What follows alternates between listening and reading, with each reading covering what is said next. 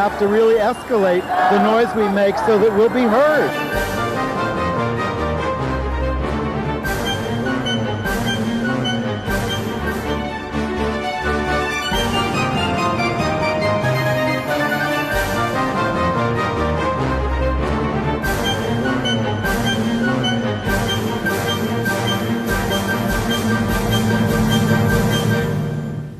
Welcome to Gay USA. I'm Andy Hum, and welcome back. It's the return of Ann Northrup. Thanks for being here. Thanks for filling in for me, Chris Cooper and Allison Kahn, while I was on my most recent trips. Thank you. I hope I have my cough under control this week. I've taken some therapies, and we'll see if we can get through this. These are hard things to talk about. No, they're not. Well, it has been a week of awfulness, as you know, but we actually have some inspiring stories, and more than one, of resistance to report. And we have some lousy news, too. But one good story is that trans student Gavin Grimm, you may remember him, won his latest federal discrimination case against his Virginia school. That may not be the end of it. And it was nice to see those two U.S. athletes at the Pan Am Games standing up for social justice at some price. And it's nice to see LGBT people out in the streets protesting against businesses owned by Trump billionaire fundraiser Stephen Ross, like Equinox, SoulCycle, others. We've got a great story about two gay dads who took in 6 siblings to keep them together, and now they're their parents. Well, that's that story. Well, you wait till you see the picture, though. We'll give you a few more details. 2 more trans women of color have been murdered in North and South Carolina. And we dodged some bullets. 2 young males, one in Ohio, one in Nevada, were arrested amidst their plans to shoot up places like gay bars and Planned Parenthood. And a gay couple in Russia has fled the country. You may remember this. Authorities figured out that they were gay and that they were out to their children. Yeah. A new drug, not exactly a new drug, but a new drug has been approved for PrEP, but not without controversy. And we'll review the new show from Australian lesbian comedian Hannah Gadsby, which is now playing in New York. Okay. Gavin Grimm. Gavin Grimm, Gavin Grimm. Was winning in court, doing very well, and then the Supreme Court said, well, we're not going to take your case that you've been winning because, now the education department has different guidance about transgender, so you're going to have to go back and start over again. Gavin Grimm is now 20. When he's there in the middle with his in the lawyer picture. On the right. Yeah, he's in the middle. When he was in high school, he transitioned and everything was fine. The school said, fine, use the restroom that corresponds to the gender in which you're living your daily life, the male restroom. That went on for a couple of months, and then the parents freaked out. They heard about it and they freaked out, and they forced the school district to bring, or the school district decided to bring a lawsuit. Gloucester County, Virginia. Yes, and this went back and forth in the courts at various levels. So then the Supreme Court, as Andy said, kicked it back down to a lower court, and now that lower court, a district court in Virginia, has ruled for Gavin Grimm and said that the school district is correct in letting him use the restroom that corresponds to his male gender. Gavin got what he wanted, which is he was only pursuing nominal damages, but he got a declaration that Title IX, which forbids sex discrimination, and the Equal Protection Clause of the Constitution were violated. Yes. And he also sought access to the proper restroom when he's on school grounds for alumni activities. Well, he's a great hero because he did keep pursuing this long after he graduated. Yep. And he didn't have to do that. And he said, I'm working for the people who come after me. Yeah. Now, they may appeal the Gloucester County School Board. Well, we're about to get to that. Thrown my Sorry. track of thinking off. Yes, the school district may appeal, and but he's established a principle in the federal court system of Title IX applying to gender identity discrimination and equal protection and due process clauses too. Now, there are a mixture of decisions on that, and that's why there are cases coming up to the Supreme Court in October. October the 8th, they're going to hear 3 cases, 1 transgender case, 2 sexual orientation cases.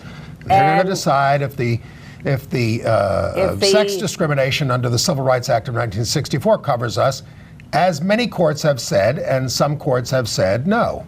And this court case may or may not be added to that. The school district may or may not appeal.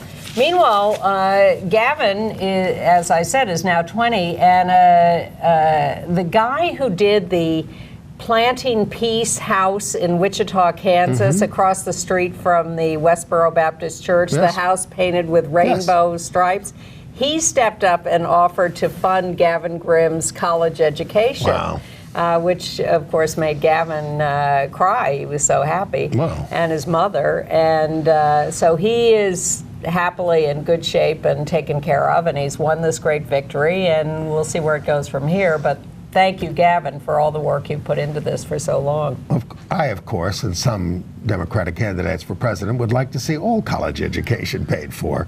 And while we're on that subject, I guess we should mention that our Justice Department wants to stop the EEOC from supporting the idea that this is sex discrimination for transgender or for sexual orientation. And they have been leaning on the EEOC, which has a Republican majority of 2-1 and 2 vacancies, to change their position on this. Now, they don't think that's going to happen, but they're still, because even one of the Republicans says, no, I agree, it's sex discrimination.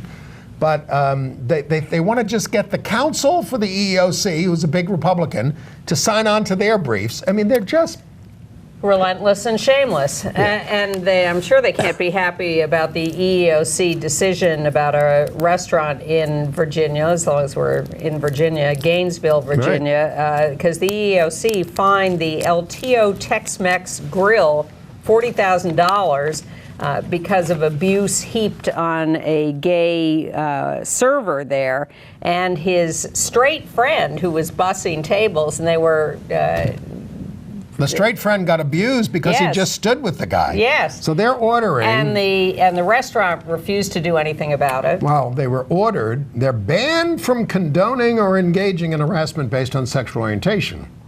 I don't know if these guys want to go back there and work.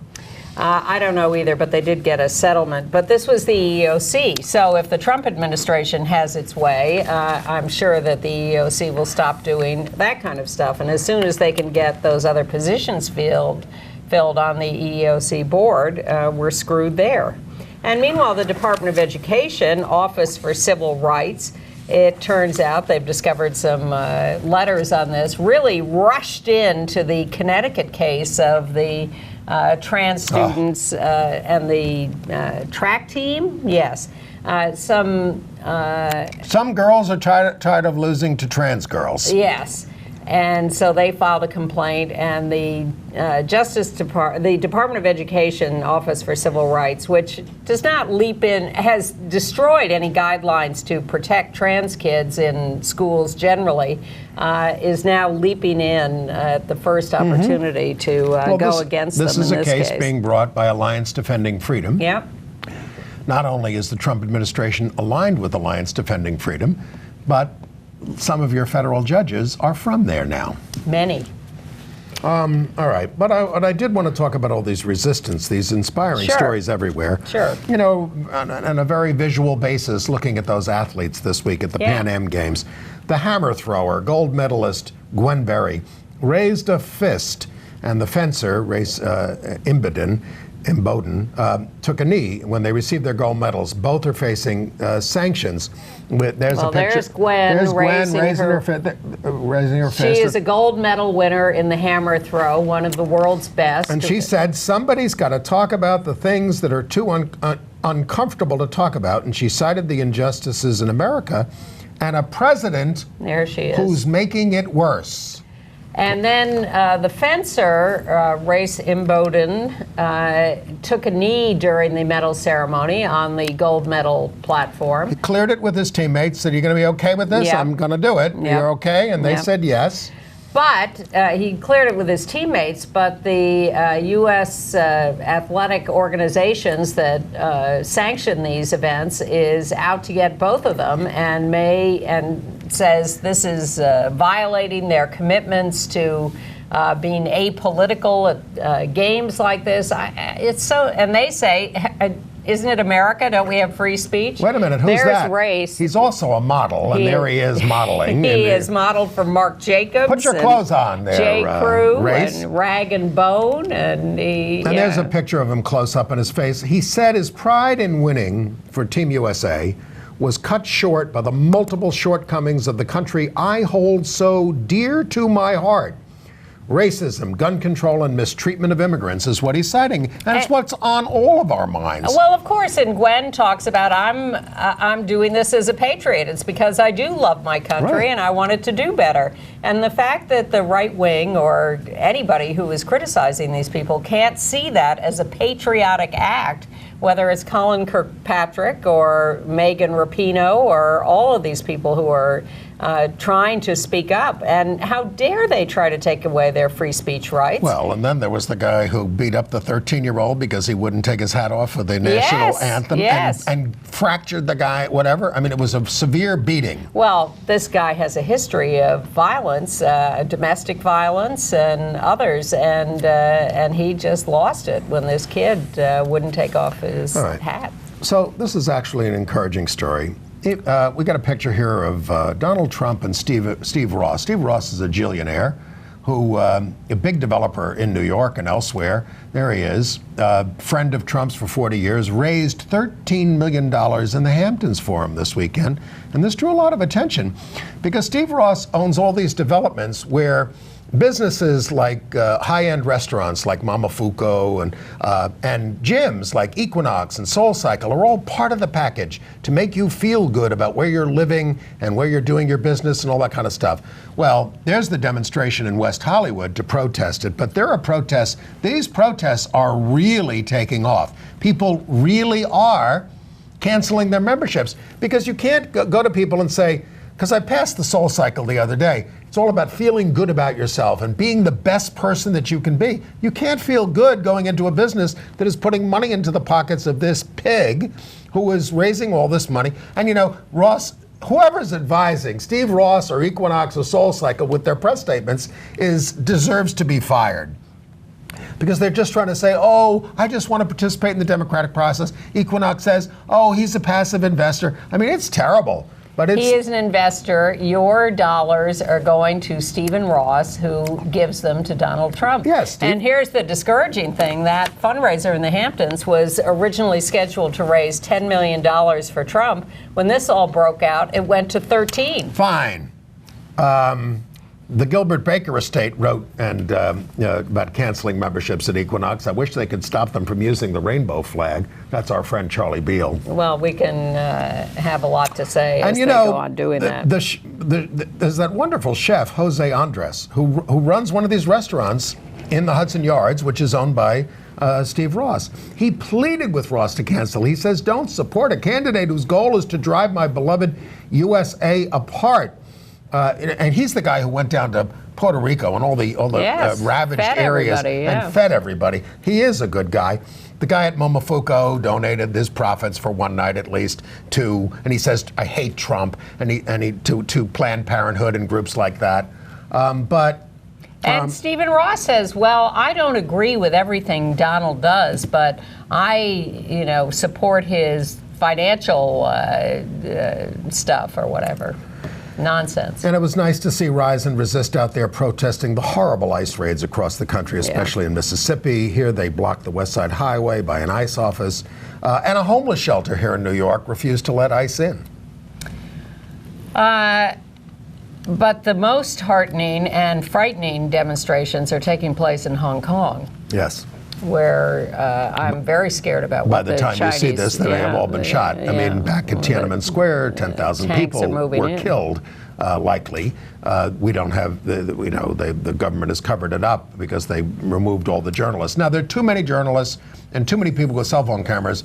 I mean, it will all be seen by us. Yes. Whatever they decide to do. We knew they were moving in the tanks in just as we were taping today. Yeah, but what are they going to do? A few sanctions against China around the world? Well, what are we going to do? I just think the people who made Hong Kong great are going to want to leave. They're not going to want, we're going to work in a place like that. The Chinese government doesn't care about that. Well, they're going to care if they kill the goose that laid the golden egg. It's one of the big money makers for China. Yes, but they've got plenty going on, I think. And I'm heartened by the demonstrations in Moscow. But again, those may be short-lived. Those are quite big. Yeah. Quite big. And we're not talking about gay demonstrations. We're talking about general demonstrations of people who are fed up with these regimes. And where are we out in the streets? Exactly.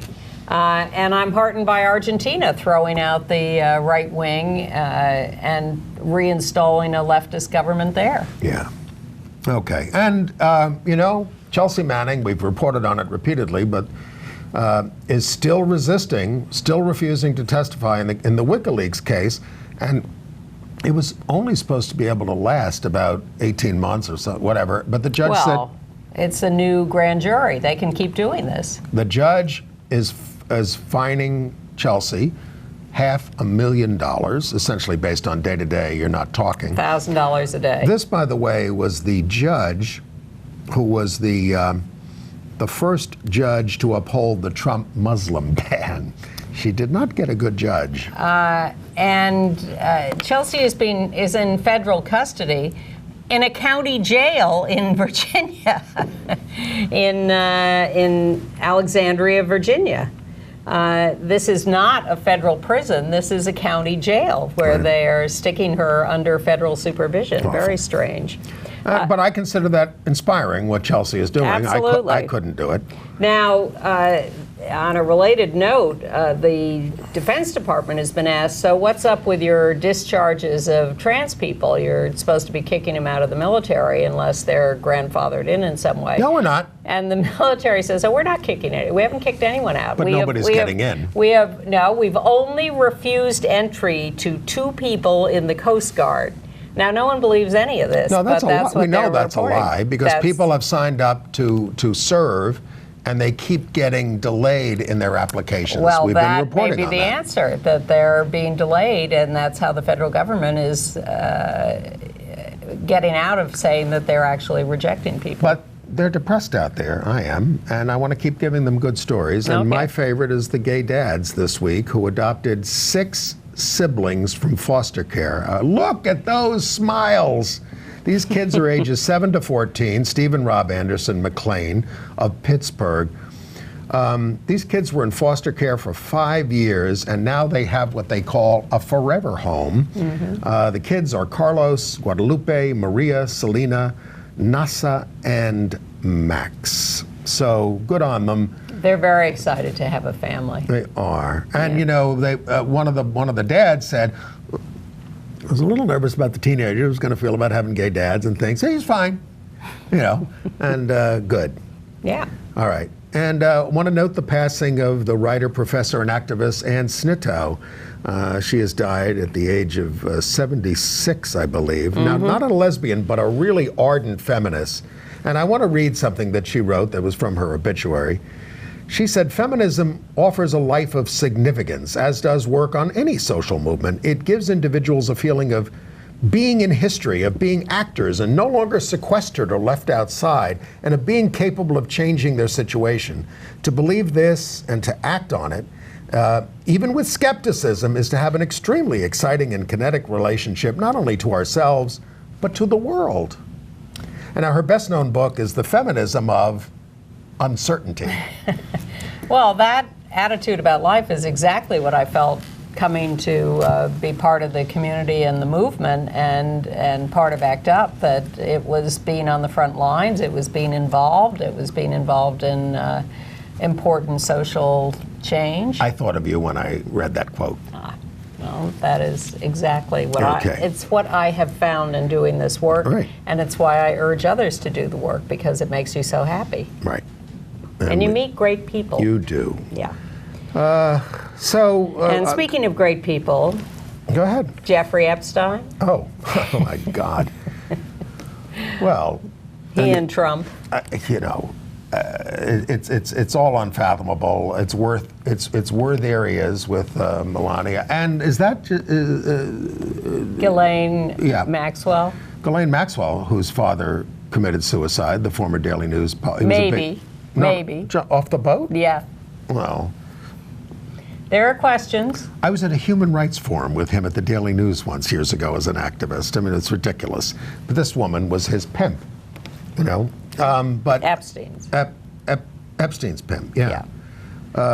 Anyway, Trump, the president of the United States, talking about a former president of the United States having accomplished this hit.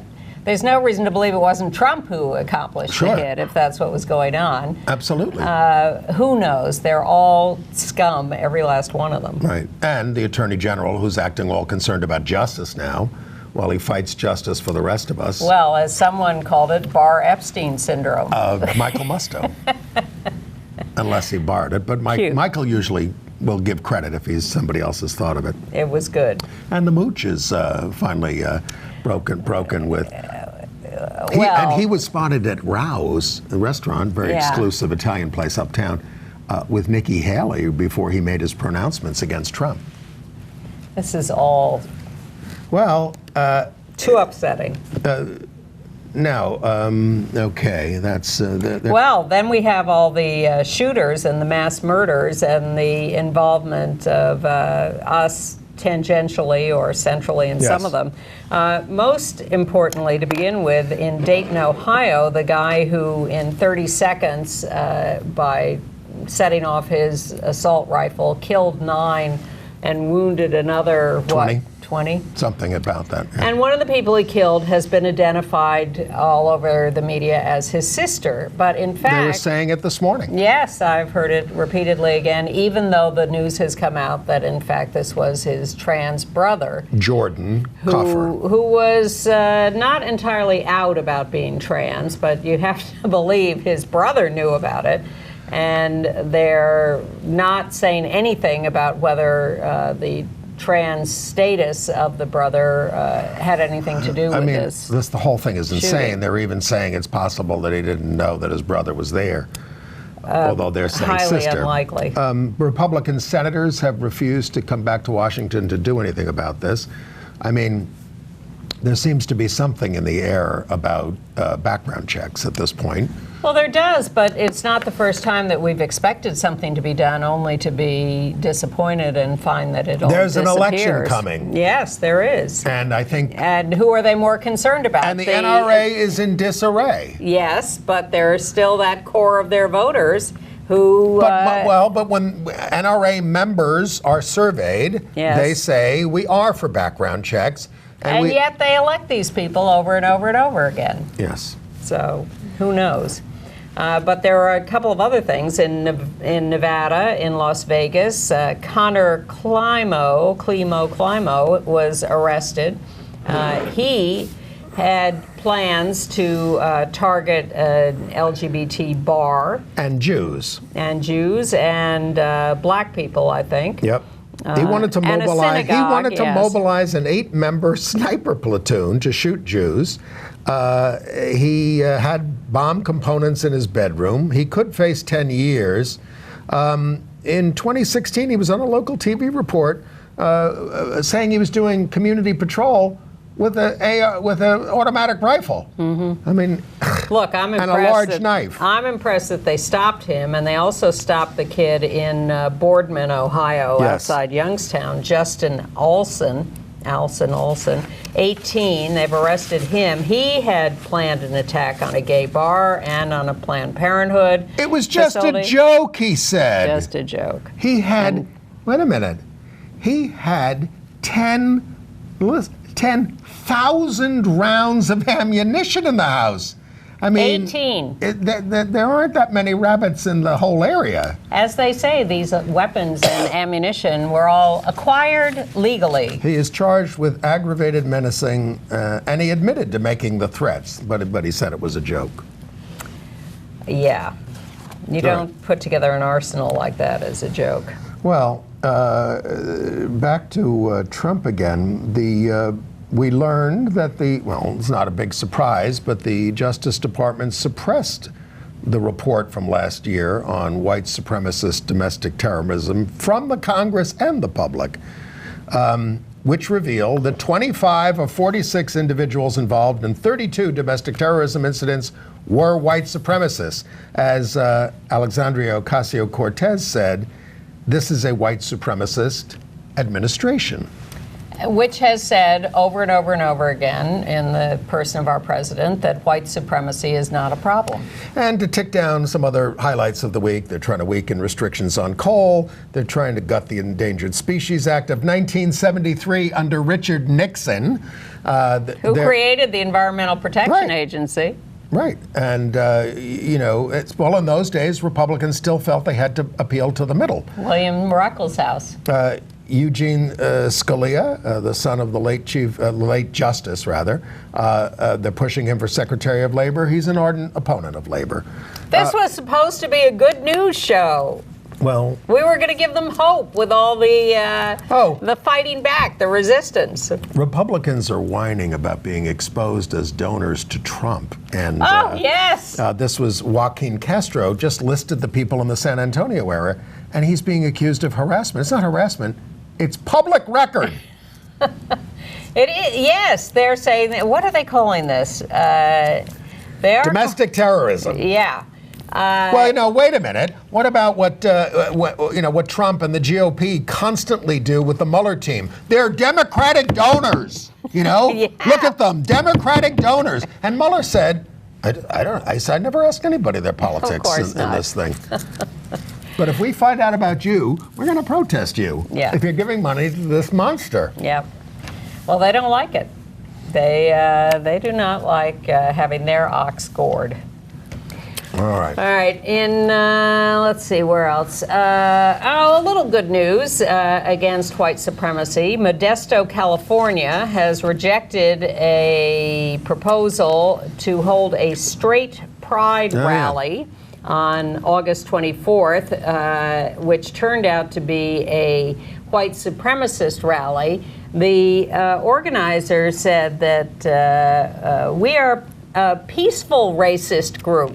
Don't they have a right to march? A peaceful racist I heard group. what he said. He made a mistake. I know. Well, maybe he didn't. Well, it was like a Biden misspeaking. Oh my God. I know. They've been refused use of the park for this straight pride rally, but they may On what basis? Inappropriate, violent producing, Maybe. who knows. But they may still get a downtown plaza.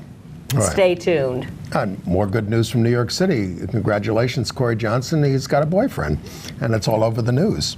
Do you think that was a boyfriend or a date? Well, a date, yes. But, I mean, he said he really wants to get to know. I think it's a little early to call it a boyfriend. I think our Corey, because he does co-host the show from time to time, he's running for mayor, and he's showing that he has a full, well-rounded life.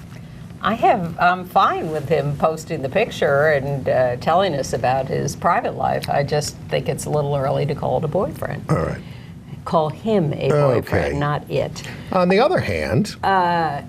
well, I was also going to congratulate Steve Bonifacio in New York City, a trans man who has gotten a settlement of money and promised policy changes because he was discriminated against at homeless shelters as a trans man. He got housed. He went to a shelter, and he was put into housing. And he was then rejected from the housing when they figured out he was a trans man. And he was moved 7 times to different housing situations, each time rejected because of his trans status. And he finally sued the city and has been given some money. And the city has promised to make all sorts of changes with the homeless shelter system. I will not hold my breath waiting for that. So it remains enormously perilous to be trans in America, especially if you're African American. And we have 2 more deaths, 2 more murders to report. Trans woman Pebble LaDime Doe, 24, murdered in her hometown of Allendale, South Carolina. Less than 100 miles from where trans woman Denali Buckley was killed in late July, Dime was shot to death. That's the 14th murder this year. 5 black trans women from South Carolina have been killed since April of 2018. Now, the killer in this case has turned himself in, 34-year-old Dominic Archfield. Well, he's the one. No, he turned himself in for the killing of Denali Berry Stuckey. I'm linking that. Has not admitted to any motive, but used to be a neighbor of Stuckey, so presumably knew who she was. Right.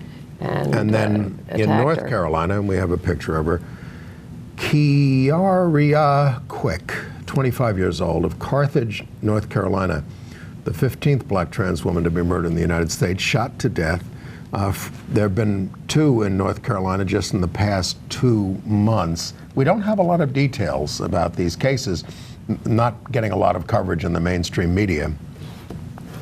But we want to show their pictures, say their names, remember them, and call for a different world where they don't get shot. Because obviously what endangers these women beyond transphobia and racism is lack of jobs, lack of health care, lack of proper housing. These are the things that we have to provide for people.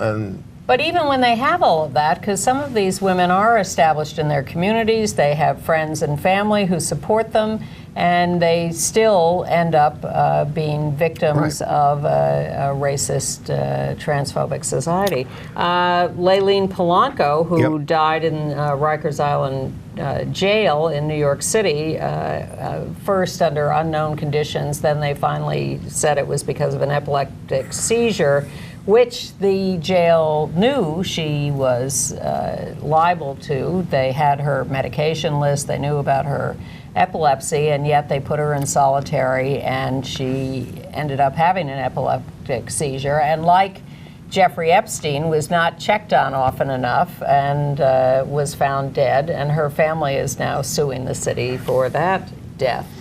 Terrible story out of the University of USC, USC in California. The doctor at the Student Health Center, Dennis Kelly, is accused of sexually abusing 50 patients who were gay or bisexual. He would fondle their genitals, he'd make them kneel naked for a rectal exam, and with one of them he whispers in his ear, "How often do you let your partner come in you?" This kind of stuff. He denies all this. The complaints were made 4 years before he resigned in 2018, but when he resigned from USC, he went over and worked at Caltech. So 50 are now suing. The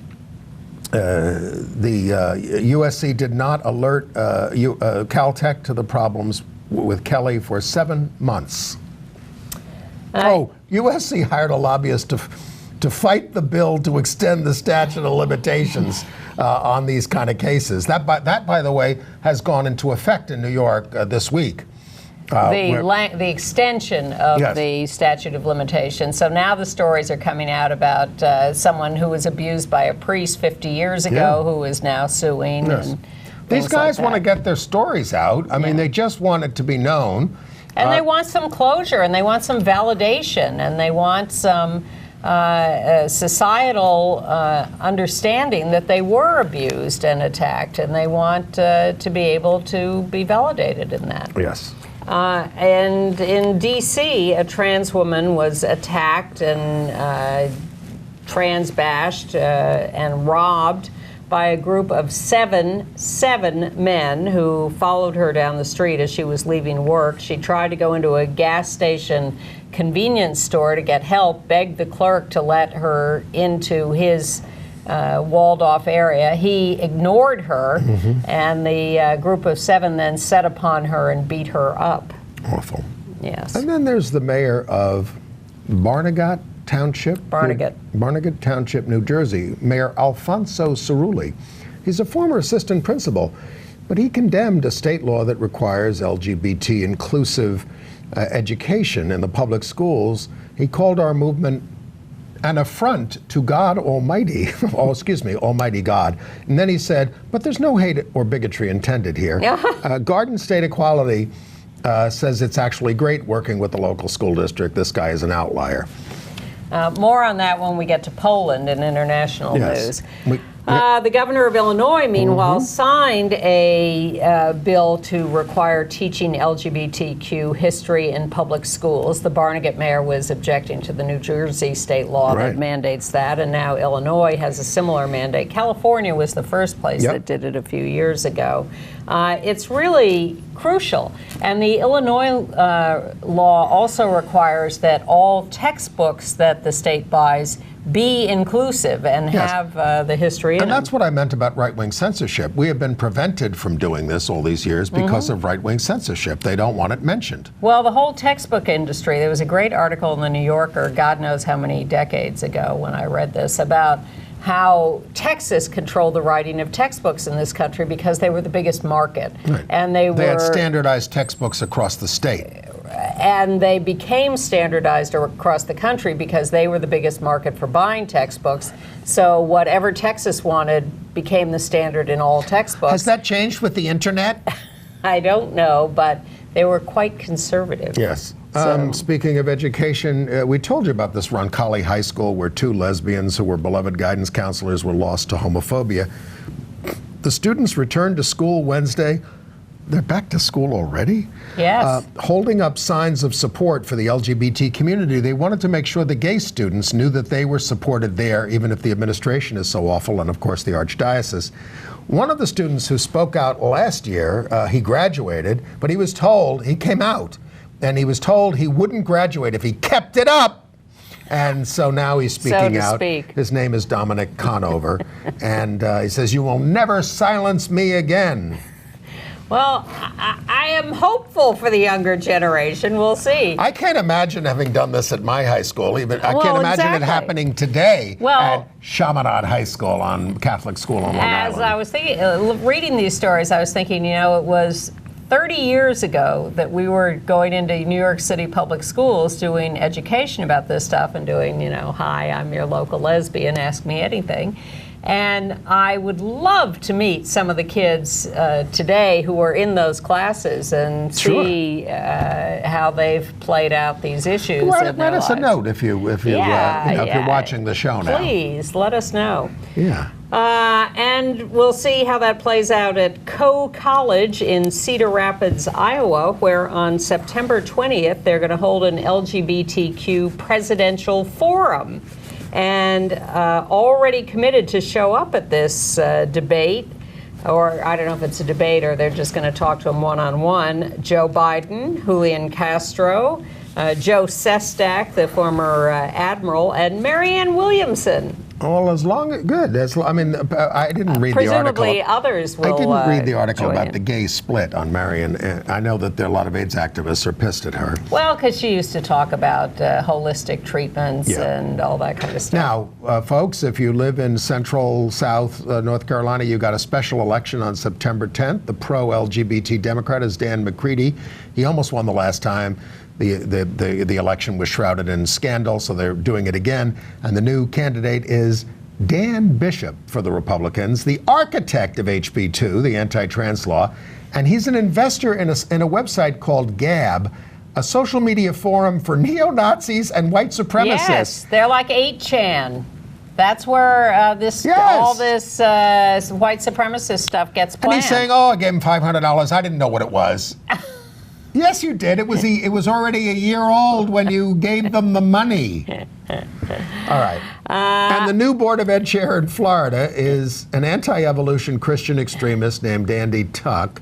He was originally appointed by Governor Rick Scott. And now he chairs the Board of Education for the entire state, and he doesn't want evolution taught in the public schools. All right. Well, I'm ending this section on a good note, which is it is still 2019. It is still the 50th anniversary of Stonewall, and the Dominican Day Parade in New York City for the first time celebrated the LGBTQ community, had some grand marshals who were LGBT and Q, and lauded us for Stonewall. I have 3 other brief good notes. Oh, okay. Alabama, 600 United Methodists apologized for the yes. church's failure to support marriage equality. Yep. In Utah, they fired the soccer coach of the team called Real Salt Lake because he kept using abusive homophobic language at the referees, and they won all their games when he was under suspension.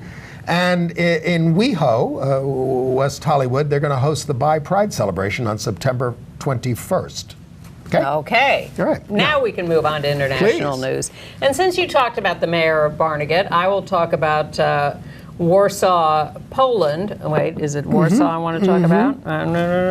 Hundreds demonstrated against the Archbishop? Yeah, but yes. The protesters want the Archbishop to resign, the Catholic Archbishop, because he condemned the rainbow plague that is sweeping across Poland. He called us, can you imagine this? He called us a neo-Marxist movement that wants to seize our souls, hearts, and spirits. Just like the mayor of Barnegat, New Jersey. Yeah, and so they want him out. Yeah. I'm not going to try to pronounce his name. Oh, by the way, in northern Poland, there hasn't been a single candidate for seminary all year. In El Salvador, they're filing more same-sex marriage cases with the Supreme Court of Justice. There is in El Salvador a growing pressure to legalize same-sex marriage there, as the Inter-American Court of Human Rights mandated a year or 2 ago. In Tunisia, we've mentioned this guy before, but he's actually declared now. He's the Liberal Party leader, Mounir Batour. We got a picture of him. He's an out gay lawyer, and he is standing for president, the first in the Arab world. Now, he was jailed for 3 months in 2013 for sodomy with a 17-year-old, a charge he denies. And he's campaigning for the decriminalization of sodomy. And the law is enforced there. Several LGBT groups say his candidacy is a threat to them. Dangerous. That, you're stirring things up. This is too much. No, you're spoiling it for all of us.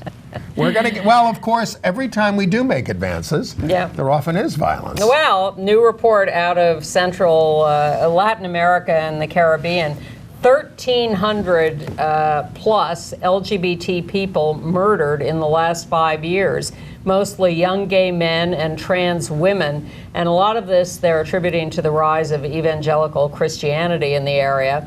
It's certainly not helping.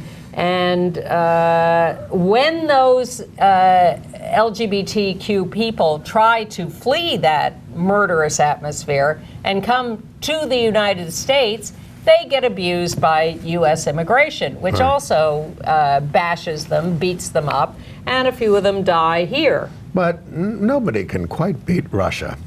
So we've told, there's this gay couple that adopted sons, and they had to flee the country for the crime of telling their kids that they are married. It came out when they took one of the kids to the hospital because he was having an issue. Stomach ache. And they said, "Where's your mommy? Who's your mommy?" He says, "No, I got 2 dads." Oh! No. They called the police. And the police started grilling these guys. And they ordered a medical exam for the child to see if he'd been abused. And the case became public because the Telegram newspaper has some kind of monitoring of police radio? Yes, police stuff, records in Russia, and they reported on it, and then it all got out, and these guys said, we're out of here. They had to get out of there because they were going to take I don't know what they were going to do to them. This is a couple that was married in Denmark. One of them applied to adopt the children, but then it came to light that they were a couple. Now they're investigating the adoption agency. Yes, well, the dads are accused of violating the Russian law against promotion of homosexuality to minors. Right, so and who are the minors? Their children. Right. Crazy. Now, on one hand, this sounds kind of encouraging. And Ivory Coast, Côte d'Ivoire, they're poised to pass a bill liberalizing the marriage laws for women, and but they're shutting it entirely to same-sex couples. Yes. At the behest of religious leaders, this was a clause added to the proposed bill on equalizing rights between men and women. They added the no same-sex marriage clause, which was not in the original bill because religious leaders demanded it. In China, in Beijing, the first same-sex couple in Beijing to apply as guardians for each other, which is their version of marriage at the moment, because marriage is not legal there. This is a couple that was married overseas. They've been together 10 years. Now, this device has been enacted or has been used in other cities in China. Yes. But this is the first couple in Beijing. Well, it's kind of the way legalization of same-sex relationships got started in New York. Sure. People would adopt each other. Sometimes the younger one would adopt the older one, but then the courts put a stop to it at some point and say, wait a minute, what's going on here? As happy as I am that Argentina has reverted to a progressive government from a right-wing government, at the same time we see Guatemala has now installed a new right-wing president. Alejandro Giamatti. He opposes same-sex marriage. Well, he's been prosecuted himself for extrajudicial killings when he was the prison director in the country. He takes office in January. Back to Poland, in the city of Plock, they held their first Pride Parade. 2,500 people marched. It was generally peaceful. Well, they were surrounded by police who were sort of alerted to what happened in Bialystok, where there was tremendous violence on July 20th. So they managed to protect these guys. Well, there seemed to be fewer protesters. There wasn't a huge crowd coming after them, but they did have extensive police protection. Saudi Arabia has declared all atheists are terrorists. It's a new way to crack down on dissidents in general, and I won't be visiting Another anytime reason soon. not to go to Saudi Arabia. All right, here's a very cute story from Berlin. Oh, yes. The gay penguins have been given an egg to hatch. They gave them the egg because they noticed that this gay couple of penguins had been trying to hatch fish and rocks. Yeah, rocks. So they gave them an egg. They had, I guess, they had parental instincts. Now, They're exemplary parents. They are taking turns keeping the egg warm. No. They're acting perfectly as parents, but there is a little fly in the ointment. They're not sure this egg is fertilized. And it takes 55 days to hatch. So, well, if they weren't frustrated with the stone. Yes. But the thing Maybe is, they can survive an unfertilized if I remember egg. from my penguin movies, documentaries, obviously the female lays the egg, but doesn't the male, one of the ones who puts it underneath and keeps it warm in the Arctic? Yes, I believe so. I think they both do it. The male and the female. Right. So now it's the male and the male. But what you're saying is that males are programmed to take care of eggs. Well, this, to the extent that this is a natural behavior. Yes. It's instinctual. And interesting news from France, where Marcel Proust's gay short stories, now we've known that Marcel Proust was gay, and some of his work was sort of fairly gay, but he evidently wrote some very explicitly gay short stories that were not published in his lifetime, but will be published this fall in French. To begin with, he died in 1922 at the age of 51, but get ready. In his cork-lined room. Exactly. I don't know if he died in the room. In Lebanon, the rock group, we told you, Mashru Leila, was cut from a music festival on a seaside town because their lead singer is gay, and even though they'd played it before. So hundreds gathered in Beirut for a protest concert. And Mashru Ali did not attend, but sent a statement. And this is people saying, don't start this in Lebanon, for God's sakes. Cameroon, I don't have a lot of details about this, but the LGBT activist Mark Lamba has died unexpectedly. Yeah, he sounded like a great hero. Yes. Who really fought hard for that will be that. All right. Okay, AIDS news. AIDS news. Well, first of all, a California court has consolidated more than 24 civil suits against Gilead for withholding the better drug than Truvada, better, safer, maybe cheaper. Descovy Well, is it's the not better. cheaper. It's same, $21,000 a year. Fewer side effects. Yes, that's the deal. Although I think a lot of people who can tolerate Truvada are still going to be told you got to take Truvada, which is going to go generic. Although we don't know how much the price is going to come down. People want to take the generic Truvada. They want to wait for it, but people are being told they have to take Descovy, which has now been approved by the FDA for PrEP. Fauci says that Descovy stays in the body longer, and if you miss a dose or two, you're covered. But it is not backed for cisgender women. Because they don't have enough data. And people of color weren't included in the trial. Well, things have gone backwards since the days of heavy activism. Trump is trying to slash $4 billion from the Global Health International Organizations and Development Assistance already approved by Congress. They tried this in 2018 and they were pushed back. Trump's attack on the ACA coverage of LGBT people got 130,000 comments opposing it, submitted to Health and Human Services. We'll see what difference it makes. I know some of you tried to do that or did. And GMHC and Callan Lord are talking about merging. Really? Yep. Interesting. They're looking at it to improve services and, of course, Callan Lord is unionized and GMHC is not, so we'll see how that works out. I have to make a correction to something I said sometime in the last century that no one remembers when I was last here. I remember the 20th century. Well, you probably don't remember our talking about the research for an implantable HIV drug, which is very speculative at this point, not something you should count on, but they're looking at it as something that would then relieve people of taking daily pills or whatever, because it would be an implantable, long-lasting drug. And I refer to it as being like the contraceptive drug Norvir. But of course, Norvir is an anti-AIDS drug, and what I was trying to get out of my brain was Norplant, oh, right. which was Norplant, the contraceptive drug. Right. So it makes no real difference, but thank you to our viewer, Andrew, who corrected me on that. It wasn't me. No. Entertainment news. Yes.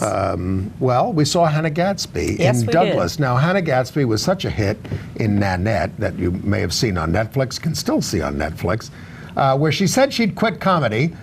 She named this show Douglas after her dog. There she is with the dog.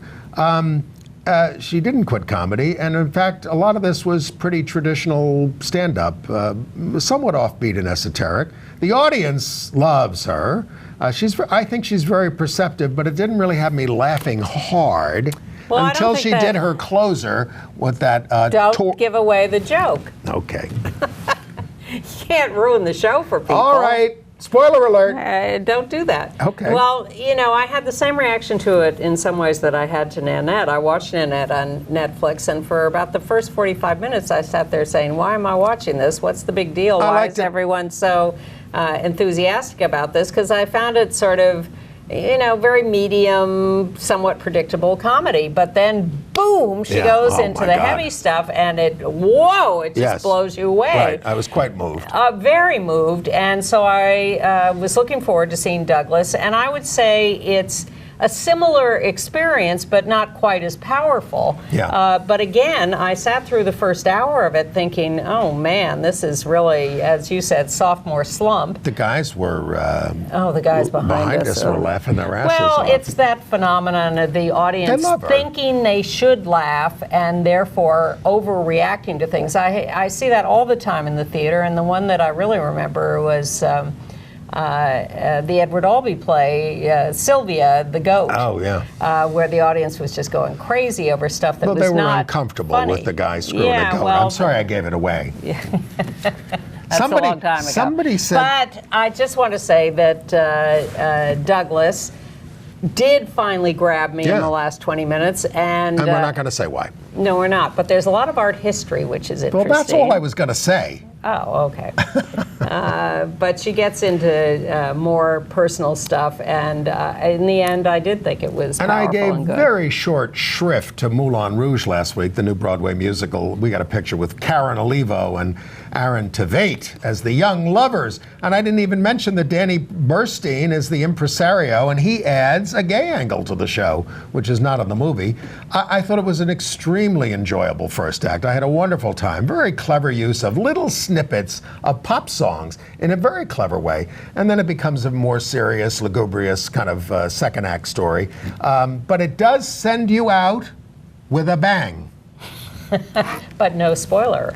No spoiler alert. I saw a screening of a very old 1951 French film called Olivia that's going to be playing at the Quad Theater here in New York this weekend. Well, this is really old. 1951, and it's a lesbian story of a French girls' school.